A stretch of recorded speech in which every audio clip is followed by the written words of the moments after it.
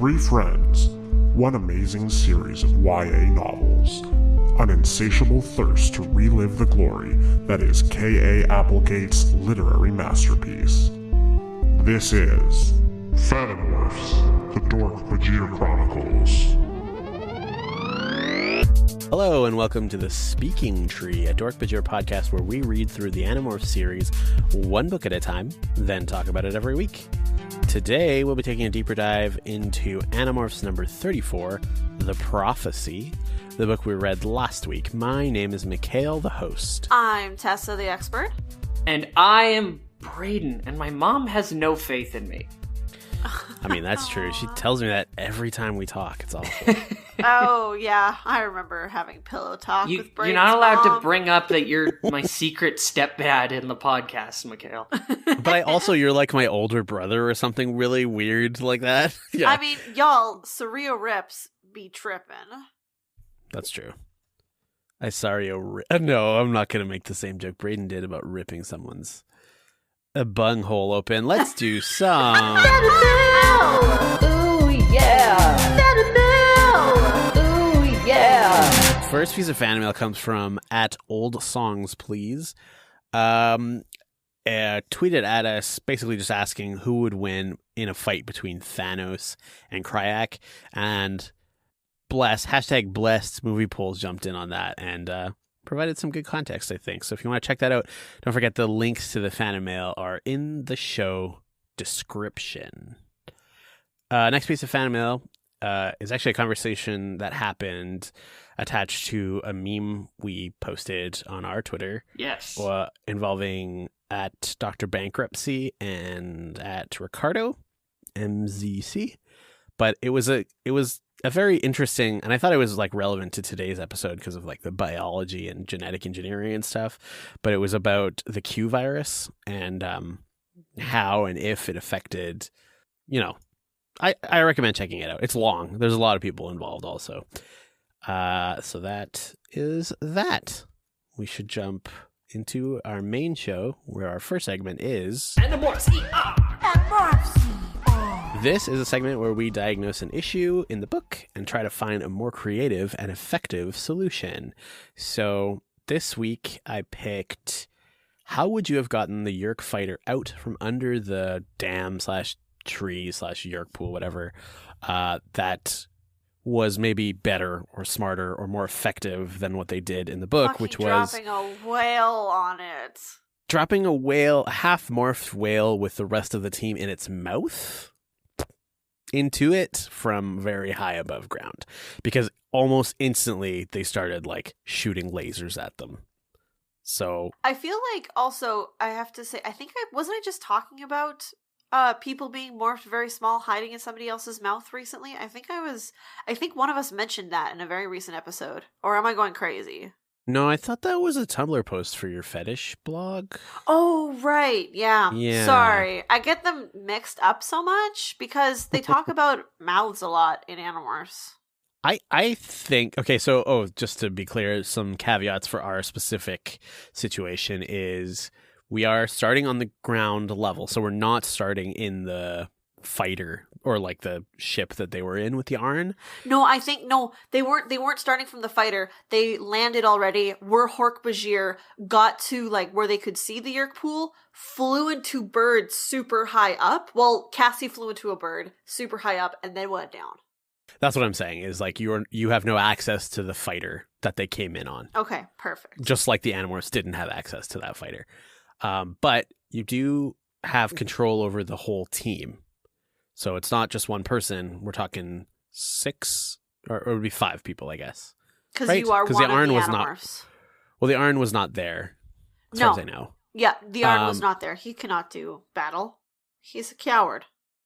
Also, he doesn't understand technology. Also, he's like, what is this?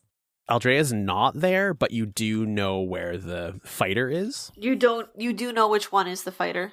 I like that. Well, you know where the tree is that you need to get into, just to make it less complicated, I think.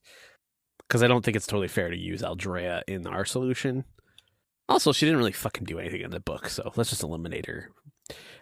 I'm saying I'm hiring a hit out on Aldrea. Brayden? Well, my plan is actually just skip the whale shit and just do Marco's good plan. Like, fire wild into the camp, blow a few buildings, and then just say, like, whoa, it's a huge force of Andalites! Fall back, fall back! Like, so more of evacuation plan? Yeah, exactly. Okay. Take care of some of their, like, heavier weapons so that, like, they don't just, like, no, let's just bunker down for a bit, see what happens. How would you use, like, the team? Would you just do Dork-Bajir's screaming about it?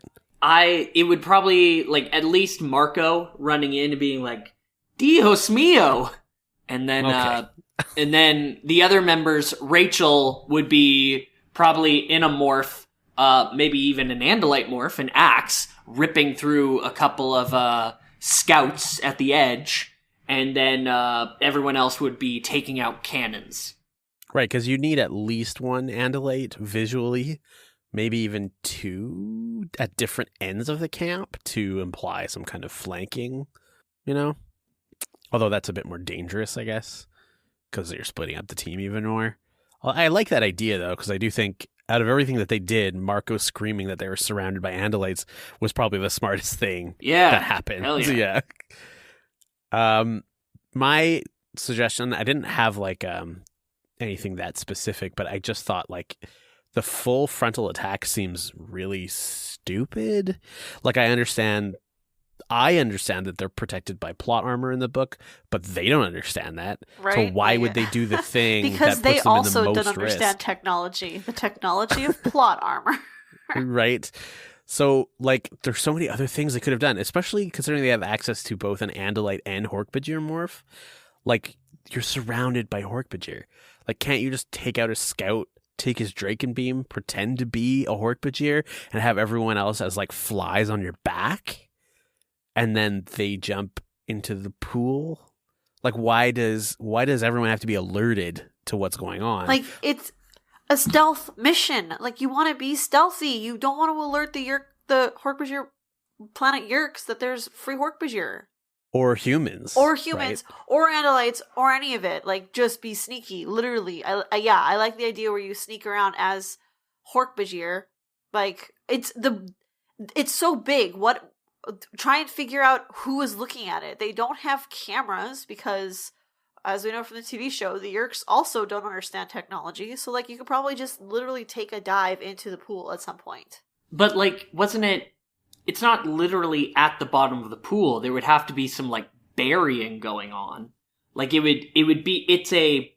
I visualized it as a bit of a... Like, once you clear out the Dork-Bajir, it's still, the controllers, I mean, it's still like a project to get down there. So you need to find some sort of shock and awe way to clear out the entire camp. With the water pressure, I think. Wasn't there something with water pressure to try and open up the door? Oh, just that there was so much water that it was hard to open the door. That's it. Mm-hmm. I don't think that these plans are necessarily exclusive, though. Like, if... Let's say just one Andalite. I feel like you could probably get away with just one Andalite because that would be so shocking to see near a Yeerk base, right? To see an Andalite of any kind. That would be very dangerous, though. I know, but what I'm saying is if you create enough of a hubbub, then you could, and this relies on the Andalite being pretty fucking fast, but fly, like, morph something small after running away and, like, drawing people out, morph something small, fly back to, let's say, Marco, who's morphed to Dork-Bajir, with everyone else on his back, and in the craziness that ensues when everyone's trying to do everything, just fall in the pool, right? I mean, we have to believe that Cassie was able to morph a human without being seen inside the pool, so that means it must be, like, opaque and shadowy enough. Yeah. I mean, from what we know of Yeerk pools, like, the water is amber and kind of sludgy. So, yeah, I think it is opaque. At least a little bit. Yeah, so, and I guess, like, the sort of lynch or keystone of all of this is the ability of that Andalite to get back to the team. Because once you're in the pool, you're golden, right? We knew it wasn't that hard to get down to the tree and pop it open and get into the bug fighter and use the shittiest password in the world to start it up and then just blast out of there, right? Mm-hmm. I don't know. This doesn't involve any bombs. How do you feel about that, Brayden? Well, I mean, You can shoot the bug fighter, though, and that's kind of like a bomb. It's a gun.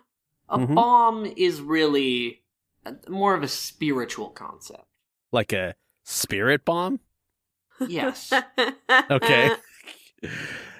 Yeah, I didn't understand why they were like, this is our plan, and no one's going to talk about it or argue with it. Like, it worked with the Velik, which was like a very specific situation that pretty much could only have been solved like that with the tools they had, but not this one. This one could have been solved in so many other ways. Mm-hmm. It's like so many better ways. Come on, you guys. No wonder Aldrea like loses complete faith in you when you talk about this crazy plan to drop a whale again. Yeah, okay. That's not as hard as I thought it was going to be.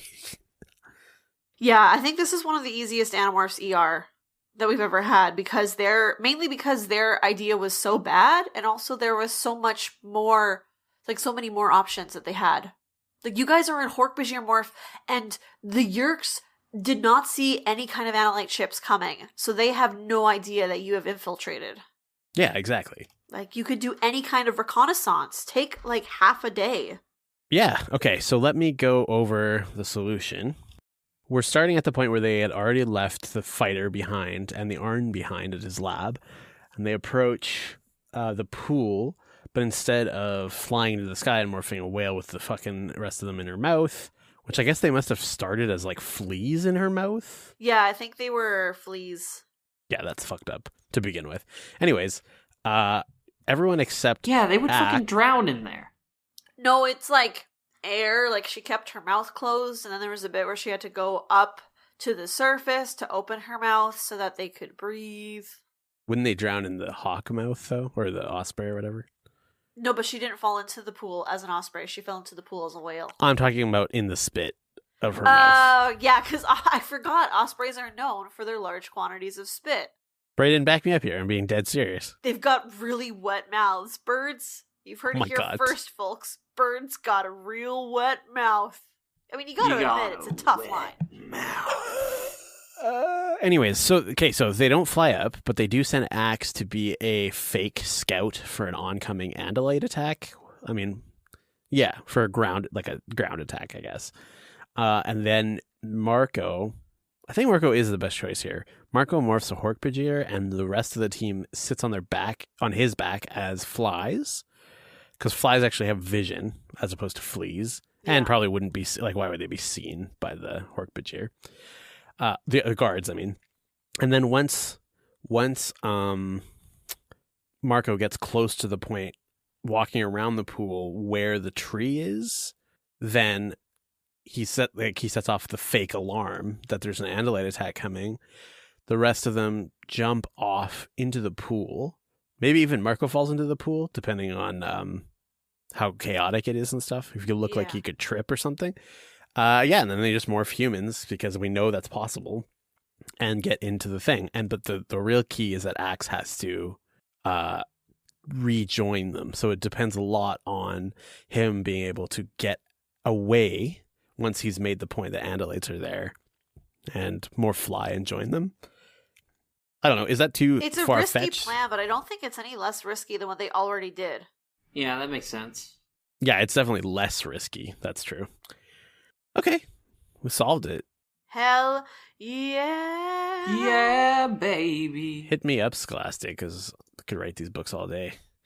Hey, same. Yeah. Fucking Scholastic, if you're actually out there, hire us to write the new Animorphs books. Yeah. I mean, we're all clearly experts at fixing your old ones. We would have been the best ghostwriters. Aw, man. Okay, our next segment is... Everyday Animorphs. Everyday now. In this segment, we try to tackle an everyday situation that may have or did happen in this book, where all the normal rules of morphing apply, so you can't morph humans. That's a very specific and hard rule. How would you use morphing? This is the situation. How would you use morphing to erase a doodle you made on a piece of homework you handed in? And also, you have no help from friends who also have morph. You're alone in this. I'm always alone. Who wants to go first? I'll go first. Knock, knock, motherfuckers. It's your friend the moose. That's what you get for living near a forest. Just gonna walk on in. Because, of course, you left your door unlocked. Foolish. This is relying on a lot of things that might not be true. They run out scared because moose are enormous. You walk up the stairs because moose can climb stairs. And you eat the doodle. And you can do that in moose form or in human form. What's that, Brayden?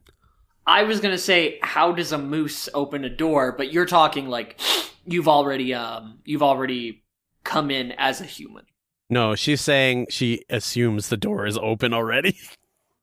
They've got those raptor friendly handles that you just kind of like knock with a hoof and it will open up. Because some people don't lock their doors because they think they're safe. I mean, that's my assuming ex-roommates so much. would never lock the doors. Like, I always had to be the one to lock the doors. And it's like, you guys, a moose can walk right in.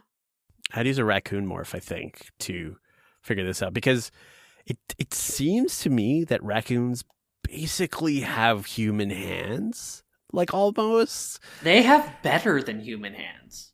They don't have thumbs. At least they don't have opposable thumbs. So that could be a problem. That's the only downside. Everything else is up. I do feel like they could use an eraser, though, which is kind of the key thing here, right? Yeah. Or it's not even, you don't have to erase it. You just have to take the paper that the doodle is on. No. You have to erase it. You don't have to hand that paper in. The doodle is on its own discrete piece of paper you could take with you. I'm sorry. Is that actually what happened in the book? That's she actually what happened handed in the an book. extra piece of paper? Yeah. That's absurd. Anyways, they have fingers. Raccoons have fingers, basically. They can also, if you guys remember from our Life from the Gardens, they can turn their back legs 180 degrees. Like their back feet 180 degrees. So they can basically crawl up and down any surface. That's wild. Oh my god, I had no idea. Yeah. Also, bonus, I think they could probably hold a pencil and draw shit on my rivals' homework. Oh, Dunk. I had a lot of rivals. You know how like some people are like, oh, I'm trying to be valedictorian, so and then there's always like 2 or 3 people and they're just like, oh fuck, like I know we get along, but like I still want to like beat you. That was me, except for how to blend most into the background of high school. Anyways, Brayden, what are you gonna do? All right, so it starts out pretty simple. I morph a tiny little bug, something with just enough pincer to get a grip on it. And then I bite Austin and I give him West Nile virus. Again. And then, a second time round. And then I turn into literally anything and just hide and thought speak to the teacher that I'm like a dangerous evil ghost that will kill them if they don't burn all the homework that just got handed in. Because, then I'm also like fighting the system, like letting them know, like, hey, no homework is safe. Yeah. My true duty as an Animorph is to tell teachers that homework is pedagogically unsound. Like, don't give kids homework. It's bad for them. In that I will haunt them if you give them homework. I will haunt you if you give them homework. I mean, that's actually pretty cool. What would you do to somebody to haunt them, though? Probably like be different, hard to see animals and like knock over their shit. I could just be like wolves and like pretend like I have sent a wolf as my familiar to eat you. Actually, I just thought of the okay, what if you morph a spider and like wait for them to start jerking it, and then when they're like clearly in a vulnerable position, like pants down kind of thing, just be like thought speak just to them. Oh yeah. Yeah, like they would never be able to jerk off. Oh, and that's the true curse, if you think about it. At least for Brayden. Yeah, no, that's, oh my god, that would be the worst thing in the world. Just any voice that I don't know where it's coming from, while I think I'm alone, I pretty much just have a heart attack every time.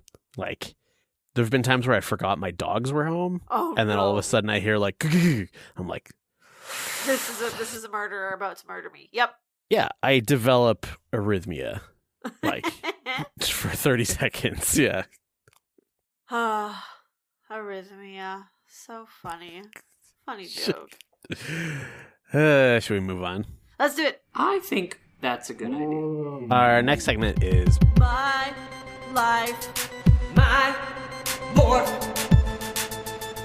In this segment, we decide on what the best use of the main morph in this book would be in our own lives. So we already did Dork-Bajir a few months ago, maybe a few weeks ago. So I decided we should do wolf. Well, we decided we should do wolf instead, since Cassie does that all the time. And we already passed the book where the wolf was on the cover. Yeah. Yeah. So we know we're not going to run up against a duplicate there, hopefully, in the future. I'm saying nothing. I'm going to go first because mine is the best. I would become a private investigator. Okay, Now, that's Oh, pretty shit. good. So wolves, I know lots of dogs do, but I'm pretty sure wolves are also pretty high up on that list, even compared to dogs, have a good sense of smell, right? So as a human, I would go around, like, you don't have to be in the wolf morph all the time, but when you're like looking for clues and stuff and you're like, oh, this sweat stained shirt, let me give that a sniff, instantly be able to track them as a wolf. But like, how would you talk to your customers about that? Okay, you want to help you want me to track your wife because you think she's cheating on you. Just give me an article of her clothing that I can keep and use without you seeing. And best if it's underwear of some kind. Like, that's creepy. Yeah. I mean, it couldn't be that hard, right? Like okay, let's say specifically that situation, since I'm sure that's 90% of PI's work anyways, is like adultery checking. Oh yeah, for sure. Oh, yeah. You could just be like, oh yeah, I get a really good sense of, or like I can interpret some things from how people keep their clothes in their closet or whatever, and then just ask him to fucking see his wife's clothes or husband's, whatever. Ask them to see the supposedly cheating person's clothes. I'm sure the client would be like, yeah, what fucking harm is there? Especially if you're in the room. Now, I will admit it would be pretty weird to steal one of those things to smell it later as a wolf, but not impossible. Also, I wonder if you could smell it as a human and then remember the smell as a wolf. As a wolf, I don't think so. But also, would no. a human and a wolf like think of smells in the same way, right? Like, would they read the smells in the same way? Like, they look at colors differently. Why would they look at smells the same? Yeah, and also because like maybe you could get a bunch of information from the wolf smelling it that doesn't work unless they're actually smelling it. Like, doesn't work off of memory or something. Yeah, no, because like humans couldn't even pick up like a quarter of like the scent particles that a wolf's nose can. So like, totally. if you, it's like saying there's an alien species that can see like a higher spectrum of color, and like saying like, oh, I've seen that color. I've looked at objects that you described it as, when it's like, no, you didn't, because you can't, your eyes just cannot see it. That's getting way too sci-fi for a very real world experience that I think I actually said very well. Fucking forget I said anything. I think what you said made sense. Is like, like to distill that even further, it's like trying to describe a color to somebody that can't see color. It's okay, just like, true. Yeah. You can't find the words to make it. It's like, or even like we've talked about this on the show before, but like a 4D creature trying to explain or trying to have a 3D creature in experience 4D. Yeah. I talked about that in Gods of War a little bit, kind of near the end. I was worried that it was a bit confusing, but I mean, Tessa's got a super high IQ. We learned that last week. yes. I'm extremely smart because I read very fast. Yeah. Also, some bonuses to being a wolf PI is that you could totally scare people just by following them, like at night, and then thought speaking to them. Mind you, that's any morph you could do. Why would you do that though? Just to be like, be a creep, convince them that they're like be schizophrenic. PI. Oh, okay. To be like, you need to confess to your husband that you're cheating on him, like, or else I'll kill you. You deserve to die. That kind of thing. And also, just for like straight up intimidation, you could half morph a wolf and just be like this freaky half wolf man to like, we're talking more like maybe not adultery cases, but more like Deadpool-esque, like that kind of thing. Anyways, that's my idea. Mine would, again, almost all of my, like, practical morphs I would just use to carry my groceries home. This was before I had a car. But now, my answer would be, like, act like a dog and have people pet me. Pretend like I'm a wolf dog, wander around, but also I'd be dangerous so that I could attack bad guys. And just to have, like, littlest hobo adventures where I solve people's problems and they think it was because of a magical dog. Just go to Portland and, like, join the street wars. Yeah. Why do your things always involve, like, taking down bad guys? Because that's I not a wanna thing be you a do in good real guy. life. You don't have responsibility like Spider-Man does.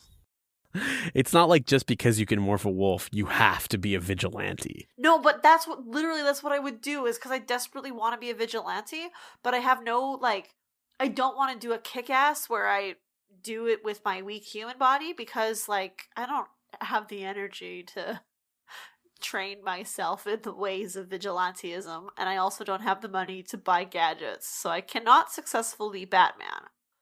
Brayden, you've known Tessa longer than I have. I don't really know Tessa. What I would describe what we have as more of a primal post-human connection than a... We've both crawled out of the primordial soup of theater college. Okay, that wasn't a reason to, like, open this giant can of worms, but how well you know her. I was just saying that because do you think that she actually would become a vigilante if she could just morph a wolf? Yeah. I mean... Yeah, I think the barrier between... Yeah! This is coming from me. I think the barrier between mankind and absolute, barely justified violence is just a little bit of power. So, yes, but, like, I also think literally anybody would use that power for, like, semi-selfish, non-centralized violence. Wait, so are you saying she's a violent person? I'm saying we are all violent people. Tessa is no exception. So she just needs a moral outlet for that. I would love to give Tessa a gun, is all I'm saying. Not just like some dinky, like, purse packer. I'm talking, I would love to see what Tessa does with a AR-15 and 3 clips. Jesus. Probably drop it because she doesn't know how to shoot guns. I would probably not do anything with it because I do not own a gun, let alone many guns that would necessitate an entire rack. What? So, Okay. Also, another thing I would do as a wolf is I would pee around my house to deter predators. Your cat would be so freaked out all the time. Oh no, that's true. Okay, I'd have to just do it around the neighborhood. I don't think that's like a real problem for you currently. I mean, coyotes come into the city. And eat you? Like what? I mean, they might! A coyote could fuck me up! I mean, you're right about that at least. Brayden, what's your... I would offer a very unique service. I would offer the service of the real-life wolf shirt experience. Okay. I'd get, like, a place, I'd set up, like, a studio, I'd invite in actors, probably, like, you know, set designers, and I'd essentially have, like, those Make-A-Wish Foundation, like, the kid gets to be Batman for a day sort of deals, but, like, somebody gets to live, like, the wolf shirt experience. Like, they roam around the woods on all fours, and we take, like, photo ops with them, like, with magical-looking daggers, and, like, there's a fairy who comes up to us, "Hearken, wolfmen, I shall need your assistance in a import of great matter. Shall thee assist me?" And we shall be, "Hark, we shall." And then we'll, like, play fight some other wolves who are like, "Ugh, we are the wolf wares, the man-wolves. Our beastly forms are reminiscent of much more primal instincts. And we shall know, fools, for we are the man-wolves, and we are tempered by duty and honor. Hiya!" And we'll, like, wolf kung fu fight. Okay. But Brayden, you're the only one who can morph wolf, so the rest of the people are just in furry costumes? Yes, of course. But Okay. I'm like in wolf. But I tell them that they are like, look, I have assumed the form of a wolf. Concentrate and you'll do it too. And I just won't have any mirrors around and I'll be like, wow, you did that so fast, as they're like scrambling around on all fours. And they'll think that they're wolves. Yes, exactly. Or I'll just tell them it's like, it's all fake. I'll just be up front and it's like, it's all fake. It's just a trained wolf and I'm like speaking to you over speakers. That was really elaborate for what I thought was going to be a throwaway joke. It actually wasn't that elaborate. I just am really good at dialogue. Oh shit, Tessel reads fast. Brayden is really good at dialogue. It's okay Wow. because I read fast, so any script that I write, I read really fast. Some of the friends at home would do very similar things to what we would do. Blurred Visions on Twitter would do recon, sneak attacks, and tracking. People would run around at night. They would howl at the moon. They would pee on stuff. Peeing on stuff is a very common answer. Wow. Yeah, I'm seeing a lot of peeing on stuff. I do like at Jeff27 on Twitter, which is Twilight cosplay, and you could make some cash, bro. Like, Yeah. defo make some cash. Cosplayers, people don't know this, cosplayers can make so much money if they know what they're doing. If you look right, you can make so much money. And what looks better for Twilight cosplay than a real life wolf? Yeah. And we have someone on Twitter, I won't say the name because of the nature of the story, but the story goes, one time a cop caught me peeing drunk in the alley behind a convenience store and gave me a citation. I feel like he wouldn't have done that if I had been a wolf, which is interesting because if you had morphed wolf, A, would you have needed to pee? Would your wolf bladder have been filled as well? B, would you still have been drunk? I think you probably would still be drunk because you have way less blood. But I don't think you would need to pee. And would that be where you need to sneeze and then don't? But for your bladder? If you have to pee and then you morph, don't you still have to pee? No, I think the pee goes into Z space. So when you morph back, you have to pee? The P would be stored in Z space. The pee is stored in the Z space. ZP. I do like Heather on Facebook saying that she would work with wardens to help track down poachers, which is Yeah. So a fucking narc. it's Tessel level narc, which is pretty tame narc. Easier to commute to school and work as a wolf. Very true. That's Bina on Facebook as well. Jamie on Facebook would walk around and go a woo at people I didn't like. I like that it's not in quotations. It's just go a woo in lowercase. Woo. That's actually much more entertaining. What if you howled at the same time that you thought speak howled? What a trip, right? Ooh, trip. Definitely. Not Billy Zane on Instagram says, and Brayden, I'm hoping you can interpret this for me. Wander around Utah while thought speaking, I am a skinwalker, surrender. Oh, he likes that one. That must be good. Oh my god, yes! So many drunk Utah motherfuckers would fall for that. I don't understand the reference. A skinwalker is a cryptid. Yeah, skinwalkers are like cryptids, sort of, especially Folklore. sort of prominent in Utah. I forget if Skinwalker Ranch is in Utah. I think it comes from one of the native tribes originally, is the idea of skinwalkers. Yeah. There's this ranch in... Yep, the Skinwalker Ranch is in Utah. It's basically like this ranch that's officially known as Sherman Ranch, that a bunch of people think either crazy government experiments are going on in, or just werewolves live there, or UFOs or something. Skinwalkers are originally of the Navajo legend Yes, concerning that's where it's from. malevolent witches. Okay. The idea is that they can take the skin of different creatures and transform, kind of like an Animorph. And I think one of the common forms is a wolf. So I see. I did notice here also that at Fontaine Pen said she would detect people's cancer early, which makes me wonder if there's something about wolves that I don't know yet. well, the idea is that certain dogs can be trained to detect people's cancer. They can Is that smell true? it. Yeah, I have heard this, that some dogs can be trained to smell certain sicknesses, including cancer. Now, you'd have that's to buck wild. I find did not that know that. specific kind of dog and then trace back exactly to what wolf would be related to that dog, because I don't think every dog can do this. Huh. That's interesting. Okay. Shit, I didn't know that. I can learn something new every day. One more from Twitter, at WallyBird, would be, besides, I don't know, tracking something across the tundra, literally nothing, because it's not a good morph. And it's like, come on! It is a good morph! Cassie used it so often! Well, Movie Pulse points out, actually, in that same thread, that she morphed a buffalo and a polar bear, which, at one point in the series, Like- which seems like it would be way better if you have those morphs to just use them. Like, she didn't just morph wolf.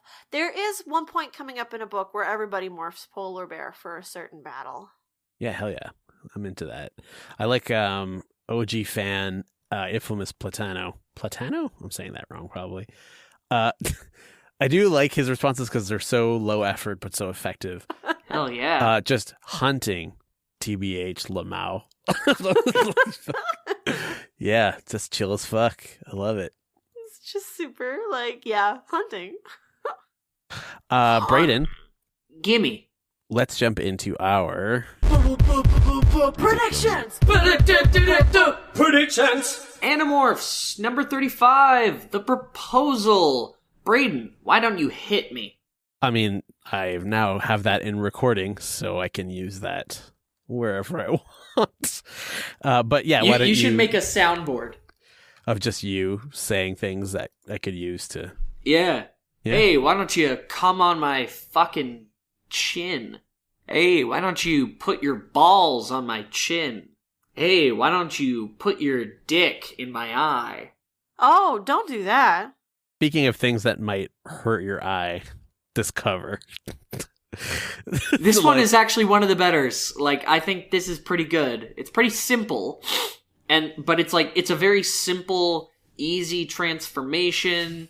It becomes like a very different but similarly posed figure, and quite frankly, the doggy is pretty cute. Marco Morph 4 is very good.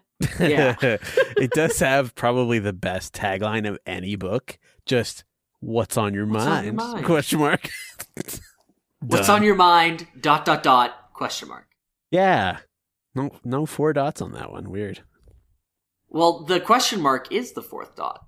Oh yeah, So you're not wrong. this one, it kind of looks like a write-off to me at first glance. Like, it doesn't seem like it doesn't seem like it's trying to have like an aura of like danger or like great import. It's just like Marco turning into a dog. What's on your mind? I've got a proposal for you. Oh, shit. Yeah, I think he's just gonna like I think this is going to be another toilet book where it's kind of just like, oh, something important seeming is happening. Oh, it's not as important as we thought. I think Marco's just gonna be like, I think he's gonna use this doggo morph to probably spy on the Yeerks, but he initially, like, the goof is that he initially grabbed it to, like, spy on ladies. Yeah. Oh, gross. Cool, that's awful. Not like spy on them, like see them naked, like spy on them, like hear them talk about him, like he did with that mouse morph in Megamorphs 1. Yeah.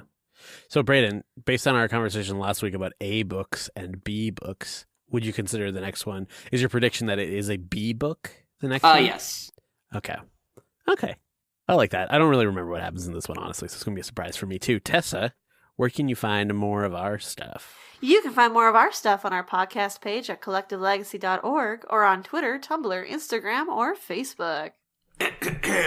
Remember to subscribe on iTunes or wherever you get your podcasts, or else Marco will look at you as a dog. You can also show your support for our show by subscribing to our Patreon page, patreon.com/DORKBAJIR. We have special bonuses for patrons, like access to our Discord server, Animorph essays written by us, and much more. I'm sorry, I had beer in my nose. I think that's it. That's the take. Okay.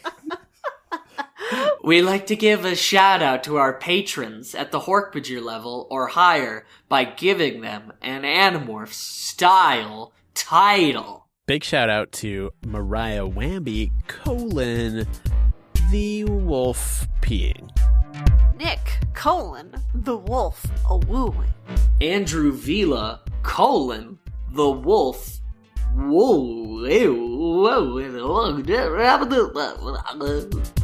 Zachary Vaudo, Dr. Wolf, curing cancer.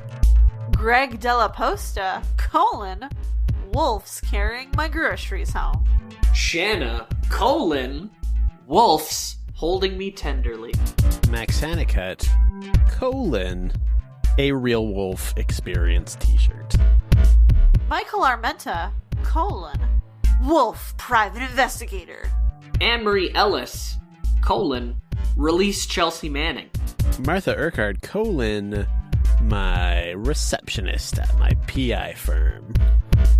Elamist, dat one with the gams at your wolf PI, who's also a wolf. Ace Chaves, the wolf beat cop, because seriously, how many fucking wolf detective jokes are we gonna make? Anyanka, the dame walked in. All eyes. She was asking for it. I don't know what fur. Yeah, what do they do? Steam driven, the cold t-shirt that will never be worn again. For the Fanimorphs, my name is Mikhail, the underwear sniffer. I'm Tessa, the oil drop fetish. And I'm Braden, and I'm actually pretty normal sexual. Who are you trying to convince? And this has been Fanimorphs, Braden's Fetish Podcast. Wait, I just noticed that in your notes, Tessa, you have a thing here that says, "Knock knock, it's your friend the moose. I would like to drink some juice." Yeah. Is that because it rhymes? There was Fred. Moose's name was Fred. He liked to drink his juice in bed. Is that a song you made up for yourself at summer camp? Yeah, or just with your family, or at a funeral. Hi, hello, welcome to the ad for the show. I'm Mitch, the host of Wank Talk Radio. On this show, I talk to interesting people about interesting things. Do you need to know more than that? Okay, fine. Pretty much we'll talk about whatever my guest is interested in or passionate for. Sometimes it'll be silly, sometimes serious, sometimes a bit of both. Whatever the topic is, hopefully we'll find a way to make you that much more of an expert about it. You can find us at collectivelegacy.org, along with some other equally awesome shows on our network. New episodes of Wank Talk Radio are every Sunday and Thursday, wherever you find your podcasts. Let us know what you think on Facebook, Twitter, and Instagram at Wank Talk Radio. That's WENGH Talk Radio. Wank Talk Radio. Brought to you by Collective Legacy, a podcast network.